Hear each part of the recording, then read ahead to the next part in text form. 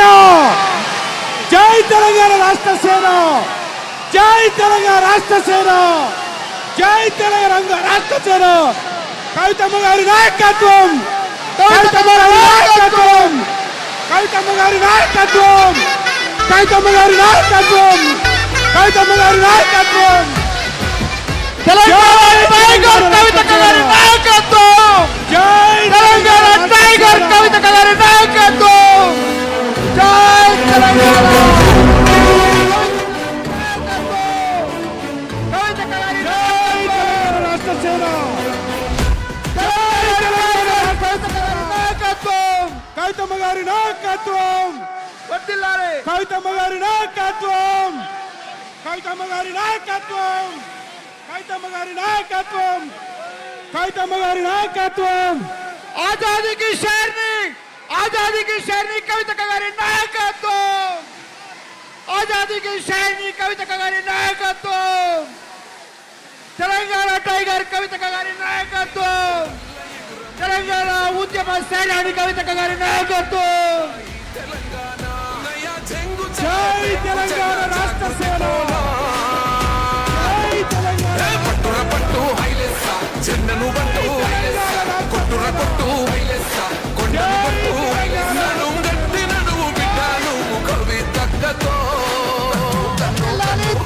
చూడు కాలిక బిడ్డ కాదు తేలిక ఈ గడ్డ పౌరుషాల బిడ్డరా కవితక్క. ఆజాదీ కి షేర్ని కవితక్క గారి నాయకత్వం, ఆజాదీ కి షేర్ని కవితక్క గారి నాయకత్వం.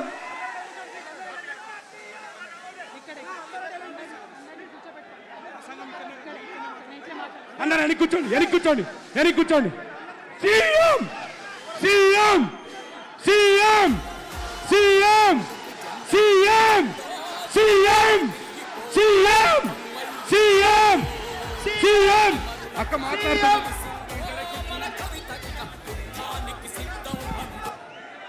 దయచేసి అందరూ వెనక్కి పోలా. ఇప్పుడు మన ఉద్యమ సేనాని పోరాటాల అందరూ వెనక్కి ఫలితంగా కూర్చోండి. ఆజాదీ కి షేర్ని అందరూ కూడా కవితక్క గారు మాట్లాడతారు. అందరూ వెనక్కి కూర్చోాలా. అక్క ఇక్కడి నుంచే ప్రసంగిస్తా ఉన్నారు. దయచేసి అందరూ వెనక్కి వెళ్ళండి, దయచేసి అందరూ వెనక్కి వెళ్ళండి. ఆ పాటలు బంద్ చేయండి అబ్బా, పాటలు బంద్ చేయండి. దయచేసి అందరూ వేదిక మీద కూర్చోవలసిందిగా విజ్ఞప్తి. తెలంగాణ రాష్ట్ర సేన, తెలంగాణ రాష్ట్ర సేన మనందరం కూడా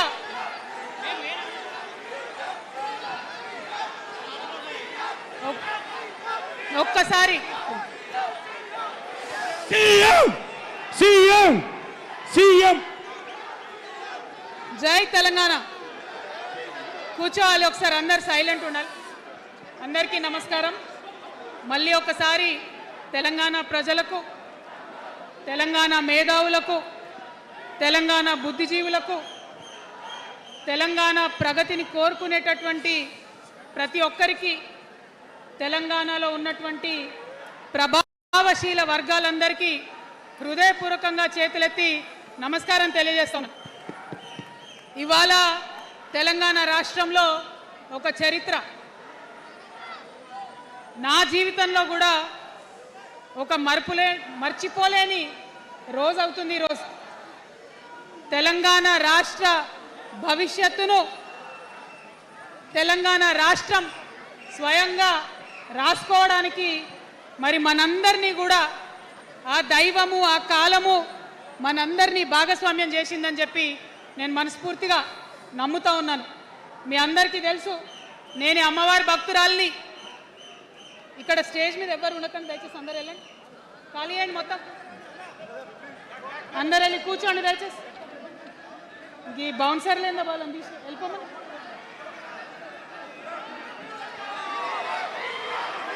జై తెలంగాణ.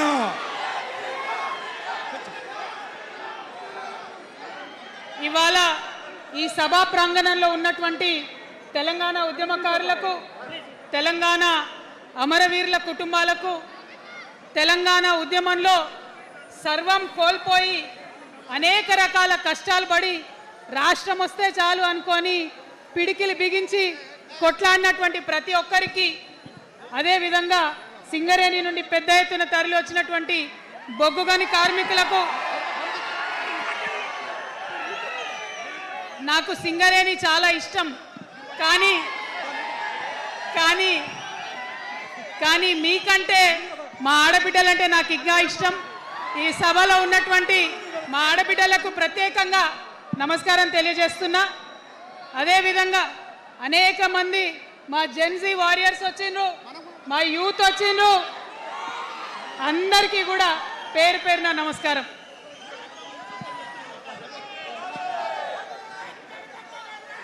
ఇవాళ చాలా చాలా చాలా చాలా మంది ఎదురు చూస్తూ ఉన్నారు ఏం జరుగుతుంది ఈ రాష్ట్రంలో అని. ఒక్క మాట మాత్రం నేను నా తెలంగాణ ప్రజలకు చెప్పగలుగుతా.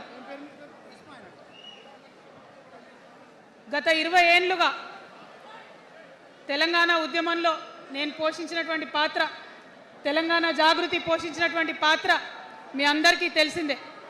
తెలంగాణ ఉద్యమంలో ఆడబిడ్డలందరినీ కూడా భాగస్వామ్యం చేయాలని చెప్పి తెలంగాణ జాగృతి నుండి బతుకమ్మను ఎత్తుకొని ఊరు వాడ తిరిగి మా జాగృతి కార్యకర్తలు తెలంగాణ సాంస్కృతిక దీపాన్ని పదిలంగా దాచిపెట్టుకున్నారు. మరి వారు దాచినటువంటి ఆ దీపం ఆనాడు స్టేజ్ పాస్ ఉన్న వాళ్ళు మాత్రమే చాలా చీకటిలో కాలరాత్రిలో కూడా ఒక కాగడాలాగా తెలంగాణ ఉద్యమకారులకు వెలుగునిచ్చింది. మా సింగరేణి గని కార్మికుల చేతిలో కందిలైంది. మొత్తం తెలంగాణ సమాజానికి కూడా ఒక కాంతి రేఖ అయింది. అప్పటి వరకు చాలా మంది మాట్లాడేది, మా స్టూడెంట్స్ అయినా అందరూ కూడా మాట్లాడేది, ఈ ఆంధ్రోళ్ళతోని పంచాయతీ అవుతుందక్క, ఏం చెప్పాలి, మా గురించి ఎట్లా చెప్పుకోవాలి, మన సంస్కృతి గురించి ఎట్లా చెప్పుకోవాలని మాట్లాడినప్పుడు బతుకమ్మ వచ్చిన తర్వాత బలం వచ్చింది. బతుకమ్మ పాట వచ్చిన తర్వాత ఇది మా సంస్కృతి, ఇది మా పండుగ, ఇగో గిది తెలంగాణ అని ఎత్తిన ప్రతి బతుకమ్మలో కూడా జై తెలంగాణ జెండా పెట్టి మా ఆడబిడ్డలందరూ కూడా బతుకమ్మ అంటే ఏందో ప్రపంచానికి పునఃపరిచయం చేసుకోవడం జరిగింది. ఏ ఉద్యమానికైనా డెఫినెట్గా భౌగోళిక స్వరూపం ఉంటుంది, శక్తులు ఉంటారు, వ్యక్తులు ఉంటారు, కానీ ఒక సాంస్కృతిక పునాది, సాంస్కృతిక నేపథ్యం ఉన్నప్పుడే ఆ ఉద్యమాలు తుదముట్టాయని చెప్పి అందరం కూడా అనుకుంటాం. తెలంగాణ ఉద్యమానికి బలమైనటువంటి సాంస్కృతిక పునాదినిచ్చి ఆడబిడ్డలందరినీ ఉద్యమంలో జత చేసినటువంటి ఘనత ఇక్కడ ఉండేటటువంటి జాగృతి కార్యకర్తలదేనని నేను ఇవాళ సగర్వంగా ప్రకటిస్తూ ఉన్నాను. మరి ఇవాళ మిమ్మల్ని నేను కోరేది ఒకటే, కష్టపడ్డాం, తెలంగాణ తెచ్చుకున్నాం, కానీ మనం కలలు కన్న తెలంగాణ వచ్చి 12 ఏళ్ళైనా ఇంకా కూడా మనకు రాలేదు. ఏమేం కలలతో తెలంగాణ తెచ్చుకున్నామో ఆ కలలన్నీ ఇంకా నిజం కాలేదు. మరి తెలంగాణ ఉద్యమ రథం, ఆనాటి ఉద్యమ రథసారథి కేసీఆర్ గారి నేపథ్యంలో తెలంగాణ ఉద్యమ రథం ఎక్కడనో దారి తప్పింది. తెలంగాణ ప్రజల ఆర్తిని అది అర్థం చేసుకోలేకపోయింది. డెఫినెట్గా సామాజిక తెలంగాణ రథచక్రం అనేది విరిగి ముక్కలైపోయింది. ఒక కొత్త రాష్ట్రం వచ్చిన తర్వాత ఏ తరహా అయితే పని జరగాలో, ఏ తరహా అయితే పనులు ప్రారంభించుకోవాలో అవి జరగలేదని చెప్పడానికి ఒక ఇంత బాధపడతా ఉన్నాను. ఆనాడు ఏమనుకున్నాం, తెలంగాణ రాష్ట్రం వస్తే మనందరి బానిస సంఖ్యలు పోతాయి అనుకున్నాం, కానీ రైతులకు బేడీలు పడ్డాయి, ఇసుక దందా మీద ప్రేమతోని నేరెళ్ళ దళితులకు దెబ్బలు పడ్డాయి, చావులైనాయి. ఒకరిద్దరు కలిసి మాట్లాడుకోవాలంటే ఎవరు ఫోన్ ఎక్కడ మానిటర్ చేస్తుండ్రో అని భయం, వ్యక్తిగత స్వేచ్ఛ లేదు, దారుణమైనటువంటి నిఘా నీడలో తెలంగాణ అంతా కూడా బతికింది. ఇది వాస్తవం. మనం అనుకున్న కలల తెలంగాణ రాలేదన్నది ముమ్మాటికి వాస్తవం. మరి అటువంటి సందర్భంలో నేను ఇవాళ మీ అందరికి ఒక మాట చెప్పాలి. ఆనాడు పరిపాలించిన కుటుంబంలో నేను కూడా ఒక భాగం. ఆనాడు పరిపాలించిన కుటుంబంలో ఒక భాగమైనందుకు కొన్ని విషయాలకు నేను సిగ్గుపడతా ఉన్నాను. తెలంగాణ ప్రజల్ని క్షమించమని కూడా కోరుతా ఉన్నాను. కానీ తెలంగాణ సాధించినందుకు మాత్రం చాలా గర్వపడుతున్నాను. నా జన్మ ధన్యమైందని చెప్పి భావిస్తూ ఉన్నాను. మరి అనేకమైనటువంటి తప్పులు జరిగినాయి, అనేకమైనటువంటి నేరాలు జరిగినాయి, అనుకున్నటువంటి తెలంగాణ సాధించుకోలేదు. మరి ఆ తప్పులో ఎక్కడో ఒక దగ్గర నాకు భాగం ఉందని చెప్తున్నప్పుడు మరి కేవలం క్షమాపణ చెప్తే సరిపోతుందా? ఏ తెలంగాణ అయితే కావాలనుకున్నామో, ఏ సామాజిక న్యాయ తెలంగాణ అయితే రావాలని అనుకుంటున్నామో దానికోసం నడుం బిగించి కష్టపడి పని చేయాల్సిన అవసరం కూడా ఉంది. మరి ఇవాళ పని చేయడం కోసమే తెలంగాణ రాష్ట్ర సేన ఇవాళ తెలంగాణ ప్రజల ముందుకు వచ్చింది. రేపటి నుంచి మీరు చూస్తారు మా పని ఎట్లుంటుందో, మా పనితీరు ఎట్లుంటుందో. ఎందుకంటే ఏ పోరాటం చేయాలన్నా, ఏ ప్రజలకు మంచి చేయాలన్నా కేవలం కొట్లాడితే సరిపోదు, దానికి రాజకీయ అధికారం కూడా ఉండాలి. రాజకీయ అధికారం తోడైనప్పుడే ప్రజలకు చేయాలనుకున్న మంచి చేయగలుగుతాం. అందుకే ఇవాళ పార్టీ పెట్టేది. అదర్వైజ్ గత 11 నెలల నుంచి తెలంగాణ జాగృతి చేస్తున్న పోరాటాలు మీరు చూస్తున్నారు. ఎన్ని పోరాటాలు తీసుకున్నాం, ఎన్ని రకాలుగా సక్సెస్ సాధించడం మీరు చూసిండ్రు. కానీ ఉట్టి పోరాటాలు సరిపోవు, ఖచ్చితంగా రాజకీయ అధికారం ఉండాలి. దానికోసమే ఇవాళ తెలంగాణ రాష్ట్ర సేన మీ ముందుకు వచ్చిందని చెప్పి నేను సగర్వంగా ప్రకటిస్తూ ఉన్నాను. మరి ఈ పొలిటికల్ పార్టీ ఏదైతే తెలంగాణ ప్రజల కోసం వచ్చిందో అది టెక్నికల్గా అధికారం తెచ్చుకోవడానికి, ఎన్నికల్లో పాల్గొనడానికి డెఫినెట్గా బాగుంటుంది. కానీ దానికి ఒక ఆత్మ ఉండాలి, దానికి ఒక నేపథ్యం ఉండాలి. ఇవాళ బీఆర్ఎస్తో అదే కదా ప్రాబ్లం. టెక్నికల్గా బాగున్నారు, ఎలక్షన్ పోతున్నారు, సీట్లు గెలుస్తున్నారు, కానీ తెలంగాణ ఆత్మను కోల్పోయింది. కాబట్టే ఇవాళ తెలంగాణ రాష్ట్ర సేన వచ్చింది. నేను తెలంగాణ ప్రజలందరికీ చేతులు జోడించి నమస్కరించి ఒక మాట చెప్తున్నా, హార్ట్ఫుల్గా చెప్తున్నా, నా హృదయాంతరాల నుంచి ఒక మాట చెప్తా ఉన్నా. నేను తెలంగాణలో ఉన్న 3.5 కోట్ల మంది తెలంగాణ బిడ్డలందరికీ ఒక అమ్మగా పరిణితి చెందాలనుకుంటున్నా.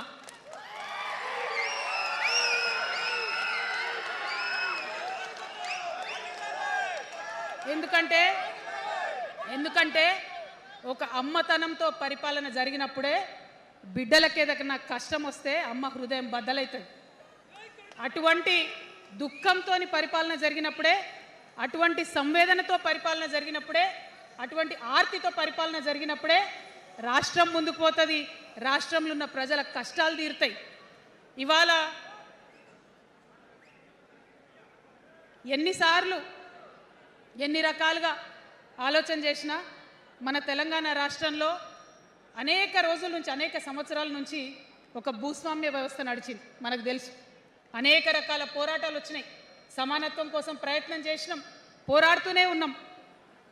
అది రైతాంగ సాయుధ పోరాటం కావచ్చు, ముల్కీ ఉద్యమం 1952 కావచ్చు, 1969లో తెలంగాణ ఉద్యమం కావచ్చు, తర్వాత వచ్చినటువంటి నక్సలైట్ ఉద్యమం కావచ్చు, అనేక సామాజిక ఉద్యమాలు, ఎందరో మంది మహానుభావులు, ప్రొఫెసర్ జయశంకర్ గారి దగ్గర నుంచి మొదలు పెడితే చాక లైలమ్మ గారు, దొడ్డి కొమరయ్య గారు, ఆరుట్ల కమలాదేవి గారు, రావి నారాయణ రెడ్డి గారు, సురవరం ప్రతాప్ రెడ్డి గారు, దాశరథి గారు, కాళోజీ గారు, నక్సలైట్ ఉద్యమంలో గద్దరన్న గారు, గణపతి గారు, మారోజు వీరన్న గారు, సాంబశివుడు గారు, ఇట్లా అనేక మంది పోరాటం చేస్తే అంతో ఇంతో సమానత్వం ఇప్పుడు వచ్చింది. మలిదశ తెలంగాణ ఉద్యమంలో కేసీఆర్ గారు, అట్లానే ప్రాణాలు ఇచ్చినటువంటి ఇషాన్ రెడ్డి గారు, యాదయ్య కావచ్చు, సువర్ణ కావచ్చు, అనేక మంది కొట్లాడితేనే ఇవాళ తెలంగాణ రాష్ట్రం వచ్చింది. వీరికన్నా ముందు మరి మీ అందరికీ తెలుసు, సమ్మక్క సారలమ్మ దగ్గర నుంచి మన దగ్గర సామాజిక ఉద్యమాలు నడిచినాయి. కొమరం భీమ్ కావచ్చు, సమ్మక్క సారయ్య కావచ్చు, సారలమ్మ కావచ్చు, షోయబుల్లా ఖాన్ కావచ్చు, మగ్దూమ్ మొయ్యుద్దీన్ కావచ్చు, ఇట్లా అనేక మంది కొట్లాడితే కొంచెం సమానత్వం వచ్చింది. కొండా లక్ష్మణ్ బాపూజీ గారిని తెలుసుకోవాలి, పండుగ సాయనని తెలుసుకోవాలి, సర్వాయి సర్దార్ పాపన్న గౌడ్ని తెలుసుకోవాలి. ఇట్లా అనేక మంది కొట్లాడింది. పంతు నాయక్ గారు ఉన్నారు, మరి ఇట్లా ఆదివాసీ వీరులు అనేక మంది ఉన్నారు. బియ్యాల జనార్దన్ రావు ఉన్నారు, ఆదివాసీల కోసం కొట్లాడినటువంటి బిడ్డ. వీరందరినీ కూడా వారి స్ఫూర్తిని తీసుకుంటాం. రాజ్యాంగబద్ధంగా రాజకీయ శక్తితోని పోరాటాలు మిళితం చేసి, ప్రజా పోరాటాలు మిళితం చేసి మనం కలలుగనేటటువంటి సామాజిక న్యాయ తెలంగాణను సాధిస్తామని మళ్ళొకసారి సగర్వంగా ప్రకటన చేస్తూ ఉన్నాం. మరి వాళ్ళ తెలంగాణ రాష్ట్ర సేన మీ ముందుకు వచ్చిందంటే ఉట్టిగానే రాలే. తెలంగాణలో ఏం జరుగుతుందో ఒకసారి తెలుసుకోవాలి, మనం ఆలోచన చేసుకోవాలి, అర్థం చేసుకోవాలి. ఎన్ని పార్టీలు ఉన్నాయి? 3 పార్టీలు ఉన్నాయి. భారతీయ జనతా పార్టీని తీసుకుందాం. ఆ బీజేపీ అనే పార్టీకి అసలు తెలంగాణ ఏర్పాటే ఇష్టం లేదు, తెలంగాణ ఏర్పాటు అవడమే ఇష్టం లేదు. అందుకే వాళ్ళ అగ్రనాయకత్వం అంతా కూడా ఏం మాట్లాడతారు, తల్లిని చంపినరు పిల్లని బతికించారు అని ఒకరు అంటారు, ఇంకొకరు ఏమంటారు, నిన్ననే ఒక తలకాయ లేని ఎంపీ మెడకాయ మీద తలకాయనే లేదు ఆయనకు, ఏమన్నాడు ఆ ఎంపీ, ఇండియా పాకిస్తాన్ విడదీసినట్టట, ఆంధ్ర తెలంగాణను విడదీసిరట. మరి వాళ్ళ అగ్రనాయకత్వం ఇన్ని మాటలు అంటుంటే మన ప్రాంతంలో ఉన్నటువంటి భారతీయ జనతా పార్టీ బానిస ఎంపీలు ఎవరైతే ఉన్నారో ఒక్క మాట కూడా వాళ్ళు మాట్లాడరు. ఫెడరల్ స్ఫూర్తికి విరుద్ధంగా రాష్ట్రం ఏర్పాటు అయిన తర్వాత 7 మండలాలు మనకి గుంజుకుంటే పార్లమెంట్లో పల్లీకులు ఇస్తారు కానీ ఆ ఎంపీలు ఒక్క మాట కూడా మాట్లాడరు. మనకు 8 రూపాయలు ఇవ్వకపోతే ఆ ఎంపీలు ఒక్క మాట మాట్లాడరు. విభజన హామీలు ఇవ్వకపోతే ఆ బీజేపీ బానిస ఎంపీలు ఒక్క మాట కూడా మాట్లాడరు. అంతేకాకుండా సామాజిక న్యాయం అనేటటువంటి ఒక కాన్సెప్ట్కే బద్ద వ్యతిరేకి భారతీయ జనతా పార్టీ. అందుకే ఏం చేస్తున్నారు, మహిళా బిల్ అయితే మోసం 2 సార్లు పాస్ చేసిర్రు, దాన్ని మొత్తానికే పక్కన పెట్టేసిండ్రు. బీసీ బిల్లు ఇక్కడికి వెళ్ళి పంపిస్తే దాన్ని తొక్కిపెట్టిండ్రు. కులగణన వేస్తామన్నారు, దాన్ని తొక్కిపెట్టిండ్రు. అత్యంత పేదవాళ్లకు సమాజంలో 2 బుక్కల అన్నం పెట్టేటటువంటి ఉపాధి హామీ పథకం ఉంటే కూడా దాన్ని కూడా మొత్తానికి బంద్ చేసి పెట్టిండ్రు. అయినా కూడా ఈ బీజేపీ బానిస ఎంపీలు ఒక్క మాట కూడా మాట్లాడరు, కనీసం పెదవులు తెరవరు. నేను ఇవాళ బీజేపీ ఎంపీలను డిమాండ్ చేస్తున్నా, సవాల్ చేస్తా ఉన్నా, మీరు తెలంగాణ తల్లి బిడ్డలైతే కనీసం భద్రాచలం దగ్గర ఒక 5 గ్రామాలు ఉన్నాయా, ఆంధ్రాలకు పోయినాయి, అవి పోతే మన రాముడి గుడి మునిగిపోతుంది.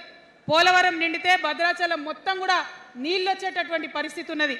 మీకేమన్నా సిగ్గు ఎగ్గు ఉంటే తెలంగాణ తల్లి బిడ్డలైతే 8 మంది బీజేపీ తెలంగాణ ఎంపీలను ఛాలెంజ్ చేసి అడుగుతా ఉన్నా, ఆ 5 గ్రామాలను మీరు వాపస్ తెలంగాణకు పట్టుకరండి. మేం మాట్లాడినాం, జాగృతి నుండి మాట్లాడినాం, ఆంధ్ర వారికి లేఖ రాసినాం, కేంద్రానికి లేఖ రాసినాం. మరి మీరేం చేస్తున్నారయ్యా?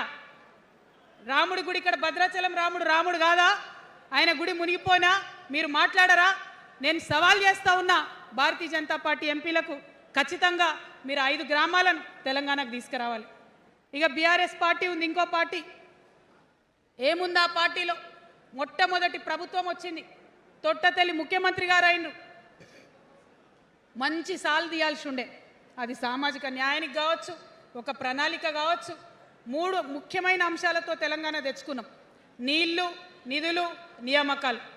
ఏం చేసింది బీఆర్ఎస్ పార్టీ? నీళ్ల కోసం 10 సంవత్సరాలలో 1,89,000 కోట్ల రూపాయలు ఖర్చు పెట్టింది. 1,89,000 కోట్ల రూపాయలు ఖర్చు పెట్టి ఎన్ని ఎకరాలకు నీళ్ళు ఇచ్చిందంటే 14 లక్షల ఎకరాలకు నీళ్ళు ఇచ్చింది. అందులో 2 పెద్ద ప్రాజెక్టులు, ఒకటి పాలమూరు, ఇంకోటి కాళేశ్వరం. ఆ రెండిటికి కలిపి 1,21,000 రూపాయలు ఖర్చు పెట్టింది. ఎన్నిటికి నీళ్ళు ఇచ్చిరాయా? ఎన్ని ఎకరాలకంటే 1,00,000 ఎకరాలకు నీళ్ళు ఇచ్చిరు. ఈ మాట బాధతో చెప్తున్నా.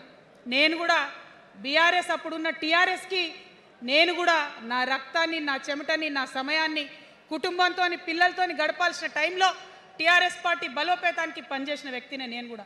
ఆనాటి కేసీఆర్ వేరు, ఇప్పటి కేసీఆర్ వేరు. ఆనాటి కేసీఆర్కి తెలంగాణలో చేనేత కార్మికులు చచ్చిపోతుంటే భిక్షాటన చేసిన కేసీఆర్ ఆనాటి కేసీఆర్. ఇయాలటి కేసీఆర్ మారిన మనిషి, మనిషి, మన మనిషి కాదు. ఏమైంది ఇయాలటి కేసీఆర్కి? హైడ్రాల ఇల్లు కూలిపోతుంటే అరుస్తున్నారు, అన్నా ఎక్కడున్నావు రా, వచ్చిండ్రా? రాలే. వెలుగుమట్ల ఇల్లు కూలితే వచ్చిండ్రా? రైతులకు వర్ష బీభత్సమయ్యి మొత్తం పొలాలు మునిగిపోతే వచ్చిండ్రా?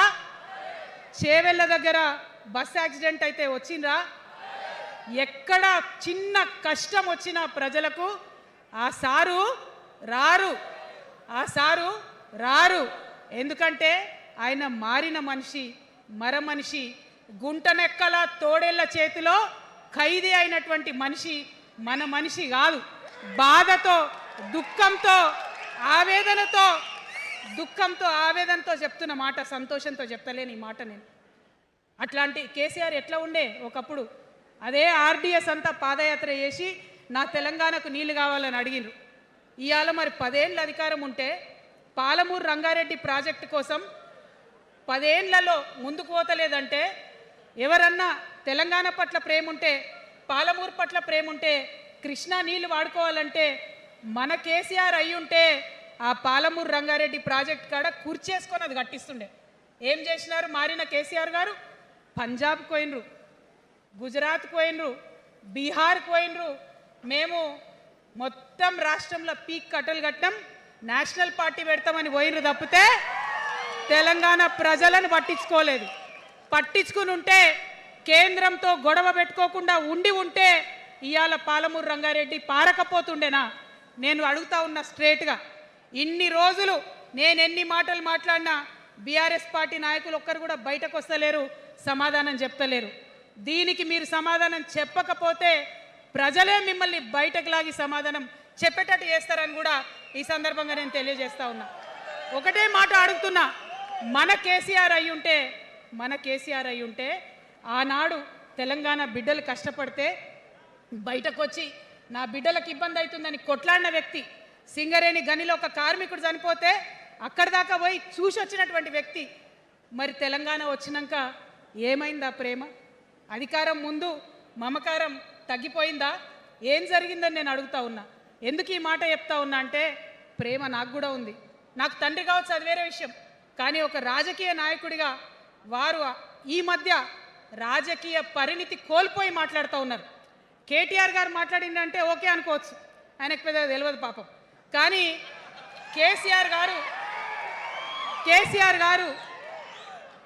గారు అనే మాట ఏంటంటే ప్రజలు తప్పు చేసిండ్రు.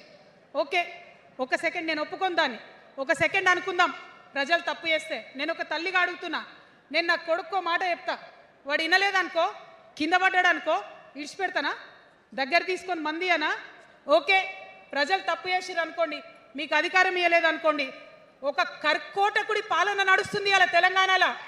ఇబ్బంది పడుతున్నారు ప్రజలు, గోసపడుతున్నారు, ఏడుస్తున్నారు. ఇండ్లు అన్నీ ఉండి ఇండ్లు గూలగొడుతుంటే, అర్ధరాత్రి ఇంటి మీదకి వచ్చి ఇండ్లు గూలగొడుతుంటే ఆదుకోవాల్సిన అమ్మలాంటి మన పాత కేసీఆర్ ఏడి? ఎక్కడున్నాడు? ఇది మనం అడగాల్సింది. అందుకోసమే నేను ఈ నిర్ణయం తీసుకున్నది. నన్ను పార్టీలోంచి బయటకేస్తే నేను వెంటనే పార్టీ పెట్టలే. ఆనాడు కూడా చెప్పిన, నేను ఆలోచన చేస్తున్నా, మారతారేమో అని చూసిన, పదే వేచి చూసిన. ఇవాళ నన్ను పార్టీలోకి వెళ్ళి సస్పెండ్ చేసి 10 నెలలైంది. నాకు నిజంగా మంచిగానే అయింది. ఎందుకు తెలుసా? ఆనాడు ఉద్యమకారులను ఇబ్బంది పెడుతుంటే నేను ఇంకా గట్టిగా మాట్లాడలేదు. ఆనాడు మీకు జరిగింది, ఇవాళ నాకు జరిగింది. కొత్త ఏం లేదు. కేసీఆర్ కోసం, టీఆర్ఎస్ పార్టీ కోసం, ఆనాడు తెలంగాణ ఉద్యమం కోసం ఇండ్లు అమ్ముకొని, భూములు అమ్ముకొని, ప్రతి ఊర్లో టీఆర్ఎస్ కండువా వేసుకొని పోరాటం చేసినటువంటి కార్యకర్తలు ఎక్కడున్నారు ఇవాళ? ఒక్క గుళ్ళ మెంబర్ ఇయర్ రాలేదా? ఒక్క గుడి చైర్మన్ ఇయర్ రాలేదా?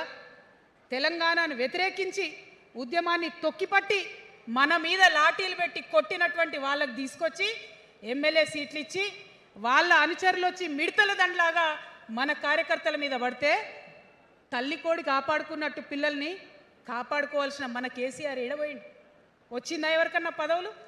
ప్రతి సంవత్సరం రాష్ట్రం మొత్తంలో పోస్టులు నింపితే 6,000 పైచీలకు నామినేటెడ్ పోస్టులు వస్తాయి తెలుసా? అంటే 10 ఏళ్లలో 2 ఏళ్లకోసారి నామినేటెడ్ పోస్టులు వేసినా ఒక 30,000 మందికి దాదాపుగా ఏదో ఒక గౌరవం. ఏం కావాలి మనకు ఉద్యమకారులకు చెప్పండి? ఏం కావాలి? కండువా వేసుకొని పిచ్చోళ్ళ లెక్క తిరిగినందుకు, మన ఇంటోళ్ళని ఇడిచిపెట్టి తిరిగినందుకు ఇంత మర్యాద కావాలి. మా సార్ నన్ను గుర్తుపట్టిండా, మా పార్టీ నన్ను గుర్తుపట్టింది, నాకేదో చిన్న పదవి ఇచ్చిరని చెప్పుకుంటే ఒక మర్యాద ఉంటుంది. వచ్చిందా మనకు ఆ మర్యాద? ఎక్కడన్నా వచ్చిందా? ఆనాడు అవహేళన చేసిర్రు, పార్టీలకు వచ్చి మళ్ళీ అవహేళన చేసిండ్రు. అంటే ఎప్పుడైతే అధికారం వచ్చిందో అప్పుడు అమ్మతనం పోయింది, ఎప్పుడైతే అధికారం వచ్చిందో అప్పుడు మమకారం పోయింది. అందుకే అంటున్నా, ఆయన మన కేసీఆర్ కాదు, మారిన కేసీఆర్, మరబొమ్మ లాంటి కేసీఆర్. కాబట్టే ఇవాళ నేను నిలబడి యుద్ధం చేస్తా ఉన్నా. ఈ గడ్డకు ఈ తెలంగాణ రాష్ట్రానికి ప్రాణాలు అడ్డం పెట్టుకొని మన ప్రజలను కాపాడాల్సినటువంటి వ్యక్తులు కావాలి, అటువంటి సైన్యం కావాలి. సైన్యం అయిదామా? సిద్ధంగా ఉన్నారా? ఎట్లయితే ఉద్యమం అప్పుడు కడుపు కట్టుకొని కాలు కట్టుకొని పనిచేసినామో ఇప్పుడు అట్లా పనిచేయాల్సినటువంటి అవసరం ఉన్నది. ఇవాళ ఒక్క పాలమూరు రంగారెడ్డే కాదు, కాళేశ్వరంలో జరిగినటువంటి అవినీతి ఒక మాట ఆలోచించాలి. మన కేసీఆర్ అయితే ఏమన్నాడు అప్పుడు ఉద్యమంలో, నా బిడ్డ కానీ నా కొడుకు కానీ తప్పు చేస్తే తీసి పారేస్తా పార్టీలకు వెళ్ళన్నారు. ఇవాళ నేనేం చేసిందే మీకు తెలియదా? నేనేం చేసిన, కాళేశ్వరంలో అవినీతి జరిగిందన్న మాట చెప్పిన. అంటే అవినీతి జరిగిందని చెప్పిన నన్ను బయటేసి అవినీతి చేసిన పందికొక్కుల్ని పక్కన కూర్చోబెట్టుకున్నారు చూడు, అది మన కేసీఆర్ కాదు, అది మన కేసీఆర్ కాదు. ఆత్మలేని మరబొమ్మ ఇప్పుడున్న కేసీఆర్, మన కేసీఆర్ కాదు. మన కేసీఆర్ అయితే కళ్ళెత్తి చూసే ధైర్యం ఉండకుంటుండే, కాళ్ళు మొక్కేటటువంటి తత్వం ఉంటుండే. ఇవాళ అది మన కేసీఆర్ కాదు. కాబట్టే ఎదురుగా నిలబడి కొట్లాడుతా నాతో కలిసి వస్తారా? సిద్ధమేనా? ఇవాళ బీఆర్ఎస్ పార్టీ చేస్తున్నటువంటి అనేక తప్పులు, అనేక అంశాలు ఉన్నాయి. ఒకటి కాదు, రెండు కాదు. ఇది ప్రారంభం మాత్రమే. మొదలు పెట్టినాం, జస్ట్ ఇల్లలికినాం. In front there is crocodiles festival. తర్వాత చాలా చెప్పేది ఉంది, అప్పుడు చెప్దాం.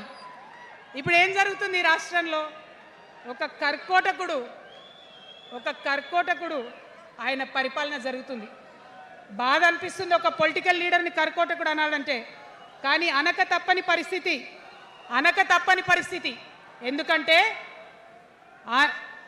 ఎందుకంటే మొన్న ఖమ్మంలో వెలుగుమట్లలో అన్ని పర్మిషన్స్ ఉన్నాయి, అన్ని కాయిదాలు ఉన్నాయి. అర్ధరాత్రి పోయి ఇల్లు కూలగొడితే ఒక నిండు గర్భిణి టెన్షన్తోని అబార్షన్ అయిపోతే ఆ తండ్రి ఏడ్చిన ఏడ్పులు, ఆ తండ్రి రోదన ఇంకా కూడా ఈ చెవులకు వినబడుతుంది. కాబట్టి ఇప్పుడున్న సీఎంని కర్కోటకుడనే అంట, హిట్లర్ అనే అంట. 2 నెలల చిన్న పాప పసికందు కుమ్మెర గ్రామంలో చచ్చిపోతే ఇప్పటి వరకు కూడా కేసు పెడతలేరు. హోంమంత్రి కూడా ముఖ్యమంత్రే, ఆయనకు తీరిక లేదు పాపం. చిన్న పసికందు చచ్చిపోతే ఇప్పటి వరకు కేసు పెడతలేరు. అందుకే అంటున్నా, కర్కోటకుడైనటువంటి సీఎం పరిపాలనలో ఉన్నాం. ఖచ్చితంగా కొట్లాడాల్సిందే. మనం ఏదైతే గురుకులాలు ఉన్నాయో వాటిలో విషం పెట్టి పిల్లల్ని చంపుతా ఉన్నారు. అయినా సరే విద్యాశాఖ మంత్రిగా ఉన్న సీఎం మాట్లాడతలేడు. అందుకే కర్కోటకుడు అంటా ఉన్నాం, అందుకే హిట్లర్ అంటా ఉన్నాం. కర్ల రాజేష్ అనేటటువంటి దళిత యువకుడు కస్టడీలో చచ్చిపోతే ఇప్పటి వరకు కూడా దానికి బాధ్యులైన పోలీసులను ఏం చర్యలు తీసుకోలేదు వాళ్ళ మీద. అందుకే కర్కోటకుడు అంటా ఉన్నాం, అందుకే హిట్లర్ అంటా ఉన్నాం. పిడికిలి బిగించి ఇప్పుడున్నటువంటి రాక్షస కాంగ్రెస్ పైన ఖచ్చితంగా కొట్లాడతాం, అందరికన్నా ఎక్కువ కొట్లాడతాం. ఇప్పుడు మనమే ప్రధాన ప్రతిపక్షం అవుతాం. 2 ఏళ్ల తర్వాత మనమే అధికార పక్షం అవుతాం. ఖచ్చితంగా అధికారంలోకి వస్తాం. ఎందుకోసం వస్తాం అంటే నేను ఒక మాట చెప్పాలి. అందరినీ మనం మాటలు అంటున్నాం కదా, we are opposing everybody, we are criticising everybody. But what is the solution? Don't oppose without propose అని కాన్షీరామ్ గారు చెప్పారు, నేను చెప్పలే. డోంట్ అపోజ్ వితౌట్ ప్రపోజ్ అని. సో నేను కొన్ని ప్రపోజల్స్ తెలంగాణ ప్రజల ముందు పెట్టాలనుకుంటున్నా. నేను ఈ 3 పార్టీలు అధర్మంతో నిండిపోయినాయి, అవినీతితో నిండిపోయినాయి, బంధుప్రీతితో నిండిపోయినాయి, కుటుంబ అవినీతి పరిపాలనతో నిండిపోయినాయి. కాబట్టి నేను ఒక ప్రపోజల్ చెప్తున్నా. ఈ 3 పార్టీల మీద ఆనాడు భగవంతుడు శ్రీకృష్ణుడు చెప్పినట్టు పాంచజన్యం, ఆయన శంఖం పేరు, యుద్ధంకి ముందు పాంచజన్యం ఎట్లయితే పూరిస్తారో మనం కూడా పాంచజన్యం పూరిద్దాం. ఒక 5 అంశాలను ప్రధానంగా తీసుకుందాం. ఆ 5 అంశాల కోసం ఇప్పుడు కొట్లాడదాం. రేపు ప్రభుత్వంలోకి వచ్చిన తర్వాత మన ప్రజలకు ఇద్దాం. ఏం అంశాలు అవి? మొట్టమొదటిది విద్య. ఇవాళ గవర్నమెంట్ స్కూల్స్ అంటే ఆనాడు కేసీఆర్ గారు స్కూల్ బంద్ చేసుకుంటూ వచ్చారు, అదే రేవంత్ రెడ్డి గారు కొనసాగిస్తున్నారు. ఎక్కడా కూడా ప్రభుత్వ పాఠశాలలలో వసతులు లేవు. వాష్రూమ్ ఉండదు, వాచ్మెన్ ఉండడు, అటెండర్ ఉండడు. పిల్లలే పోయి బెల్లు కొట్టుకోవాలి, పిల్లలే పోయి బాత్రూమ్లు కడుక్కోవాలి, మంచినీళ్ళు ఉండవు. భయంకరమైన పరిస్థితి ఉంది. నేనేమంటా అంటే గుడిని ఎంత పవిత్రంగా చూస్తామో బడిని కూడా అంతే పవిత్రంగా చూడాలి. గుడిని ఎంత పవిత్రంగా చూస్తామో బడిని అంత పవిత్రంగా చూడాలి. కాబట్టి నేను ఒక మాట అంటున్నా, ప్రతి ఊర్లో ఒక బడి ఉండాలి, ప్రతి తరగతికి ఒక టీచర్ ఉండాలి. ప్రతి ఊర్లో ఒక బడి ఉండాలి, ప్రతి తరగతిలో ఒక టీచర్ ఉండాలి. ఖచ్చితంగా అట్లా జరిగినట్టయితే ప్రభుత్వ పాఠశాలలు మంచిగా అవుతాయి. మరి నా పేద మధ్యతరగతి ఆడబిడ్డలు, మా అక్కలు అమ్మలు అనుకుంటున్నారు, అక్క మరి ఆల్రెడీ మా పిల్లలు ప్రైవేట్ స్కూళ్ళలో చదువుతున్నారు, వాళ్ళ సంగతి ఏందని. నేను మాట ఇస్తా ఉన్నా, ఇవాళ మన ప్రభుత్వం వస్తుంది, ఖచ్చితంగా వస్తుంది. ఎందుకంటే ప్రభుత్వంలో వచ్చేది మీ అమ్మ కాబట్టి, అమ్మ జేబు చూడదు, కడుపు చూస్తుంది. అమ్మ జేబు చూడదు, కడుపు చూస్తుంది. కాబట్టి మీ పిల్లలు ప్రైవేట్ పాఠశాలలో చదువుతున్నా, ఎంతవరకు చదువుకున్నా కంప్లీట్గా మీ మీద ఒక్క రూపాయి కూడా భారం పడకుండా చదివించే బాధ్యత మేము తీసుకుంటాం.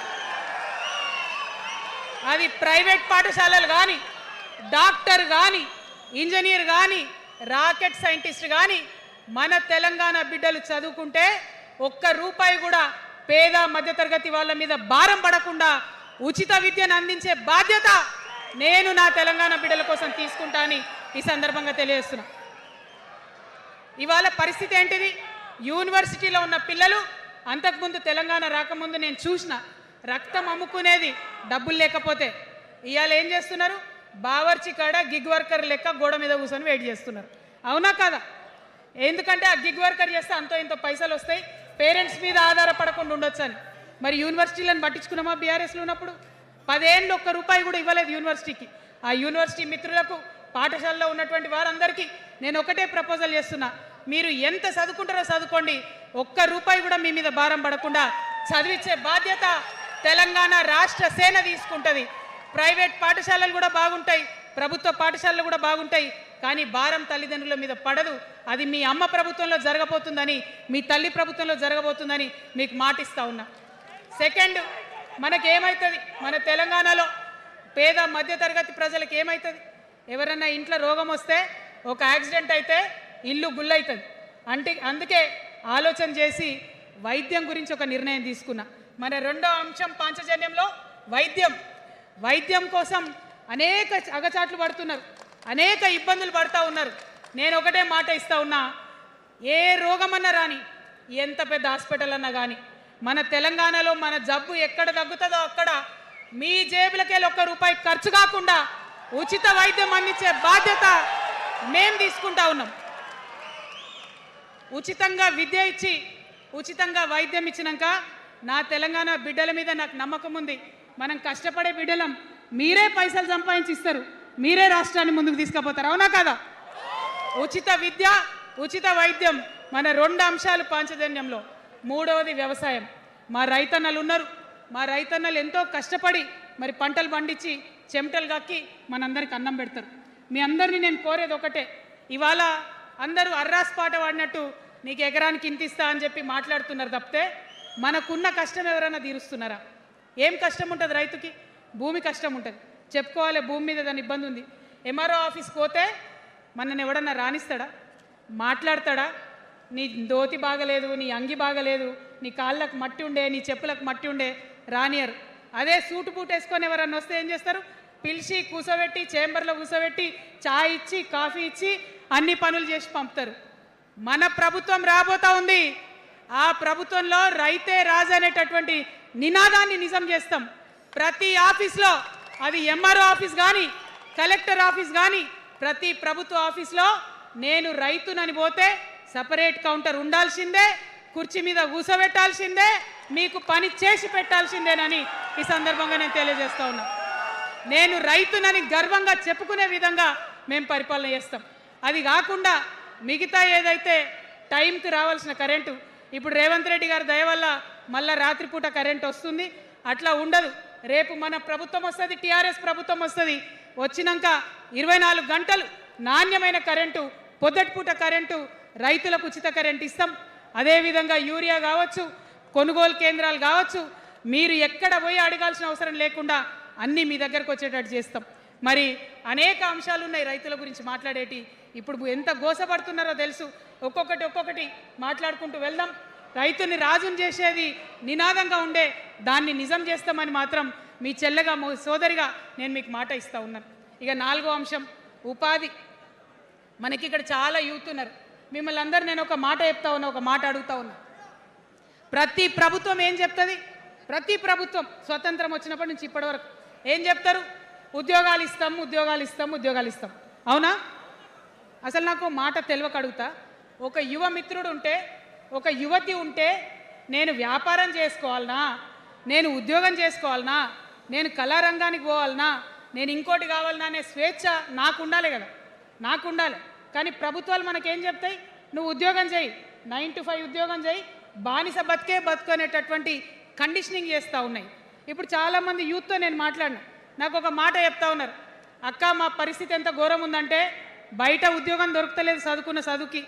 మా అమ్మ సెల్ఫ్ హెల్ప్ గ్రూప్లో ఉండి ఆమె 2 లక్షల రూపాయలు తీసుకొచ్చి ఇస్తే నేను బండి కొనుక్కోవాలి, ఆమె 3 లక్షల రూపాయలు తీసుకొచ్చి నాకు ఇస్తే నేను ఆటో కొనుక్కొని నడుపుకోవాలి. వయసు వచ్చిన కొడుకుని, వయసు వచ్చిన బిడ్డని తల్లి దగ్గర చేయి జాపాలంటే నామోష్ అనిపిస్తుంది అక్క అని అనేక మంది చెప్పారు. అందుకే నేను చెప్తా ఉన్నా, ఉపాధి అంటే కేవలం ఉద్యోగం కాదు.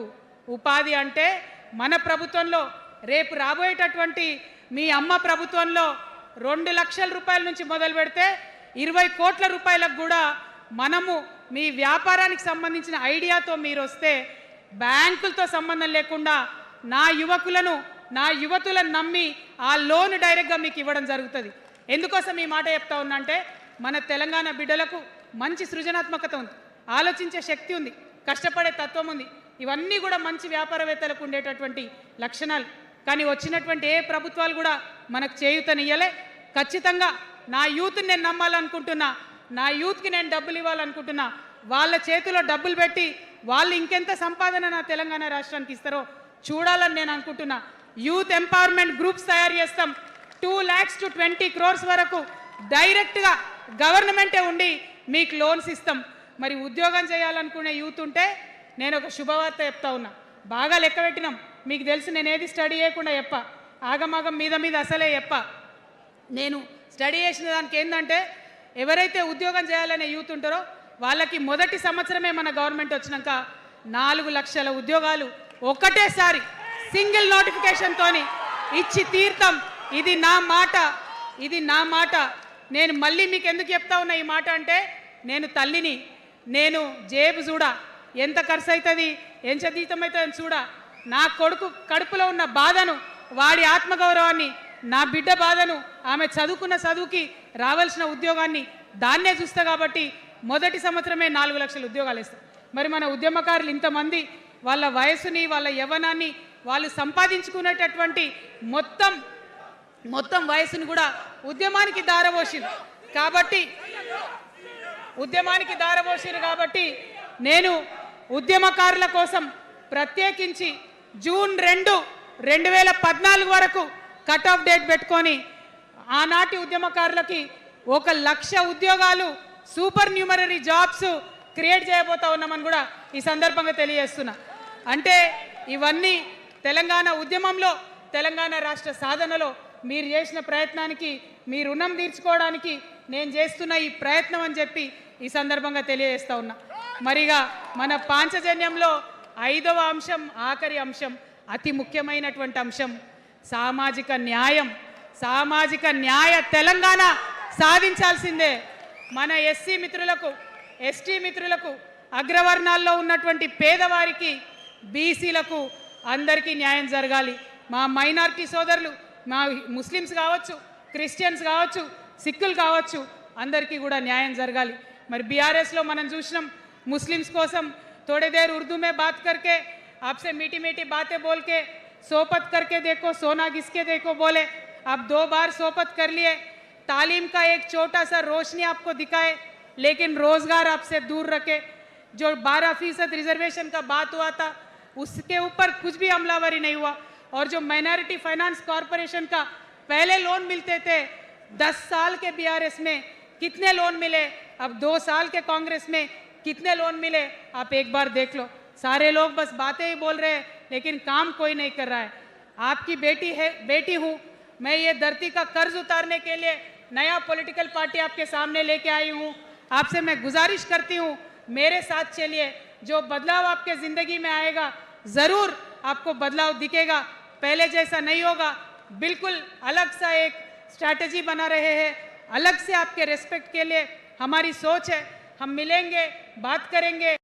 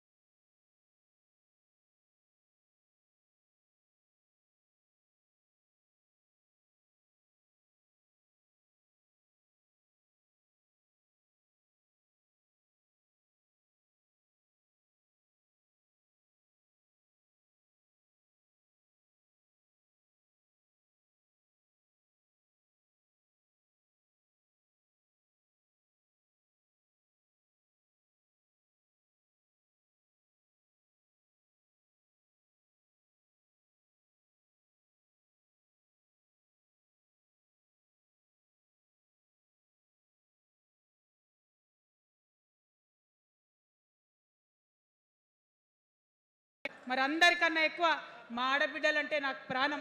మా ఆడబిడ్డల కోసం ప్రత్యేకంగా నేను ఒకటే మాట చెప్తున్నా, మనం ఎక్కడ ఉన్నా, ఏ వయసులో ఉన్నా మనకు భయం అవుతుంటుంది ఎక్కడికన్నా పోవాలంటే. మన భద్రత మీద మనకు ఆలోచన ఉంటుంది. ఖచ్చితంగా రేపటి మన తెలంగాణలో మన ఆడబిడ్డల భద్రత ప్రధానమైన అంశంగా తీసుకుంటాం. అదేవిధంగా ఇప్పుడు చదువుకుంటున్నటువంటి ఆడపిల్లలు వారి ఉద్యోగాల మీద ప్రయారిటీగా తీసుకుంటాం. వారి వ్యాపారవేత్తలుగా తీర్చిదిద్దడానికి ఖచ్చితంగా ప్రయత్నం చేస్తాం. ఇప్పుడు సెల్ఫ్ హెల్ప్ గ్రూప్స్లో ఏదైతే వడ్డీ లేని రుణాలు ఇస్తున్నారో అట్లా కాకుండా ప్రాపర్గా గ్రాంట్స్ ఇచ్చేటట్టుగా ప్రయత్నం చేస్తాం.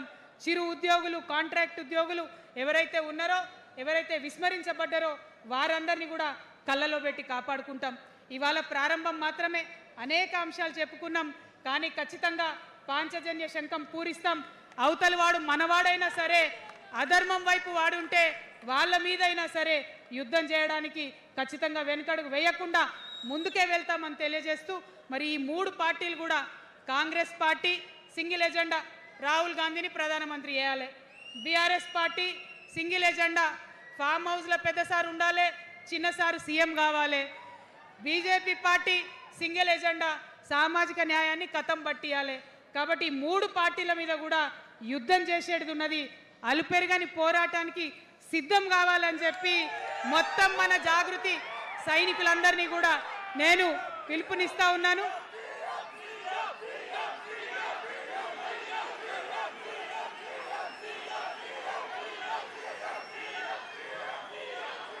Thank you. జై తెలంగాణ, జై తెలంగాణ. జోహార్ తెలంగాణ విద్యార్థి అమర వీరులకు, జోహార్ తెలంగాణ విద్యార్థి అమర వీరులకు, జోహార్ తెలంగాణ అమర వీరులకు. జై తెలంగాణ, జై టిఆర్ఎస్, జై టిఆర్ఎస్, జై టిఆర్ఎస్, టిఆర్ఎస్ అంటే జిందాబాద్ అనాలి. TRS TRS TRS. జై తెలంగాణ, జై తెలంగాణ, జై తెలంగాణ.